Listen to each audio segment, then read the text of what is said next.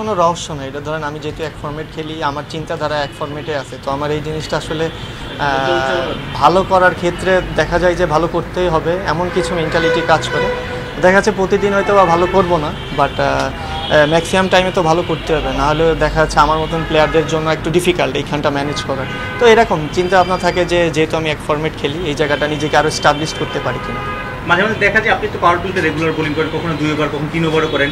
কোনো একটা ওভার যদি একটু এক্সপেন্সিভ হয়, আপনি পরের ওভারে এসে আবার সেটাকে কাভার আপ করতে পারেন। এই যে আত্মবিশ্বাস, এই যে নিজের প্রতি সেলফ কনফিডেন্স, এগুলো আসলে একটা বোলারকে আরও বড় করে কিনা? তো অবশ্যই আপনি ইন্টারন্যাশনাল ক্রিকেট খেলতে গেলে তো আপনার নিজের প্রতি তো বিশ্বাস থাকতেই হবে 100%। আপনি নিজের প্রতি 100% বিশ্বাস না হলে তো ইন্টারন্যাশনাল ক্রিকেটে কোথাও ভালো খেলতে পারবেন না। তো এমনই যে আপনি ক্রিকেট খেলতে গেলে মার খাবেন, 100 মারবেন, 150 মারবেন, দেখা যাচ্ছে আবার 6 বলে 6টা ছক্কাও মারবে আপনার অপোনেন্ট, ওইখান থেকে আপনার ব্যাক করতে হবে। তো ওই মেন্টালিটি নিয়ে ক্রিকেট সবাই খেলে, বাট ওইখানে একটা কামনেস থাকাটা খুবই ইম্পর্টেন্ট।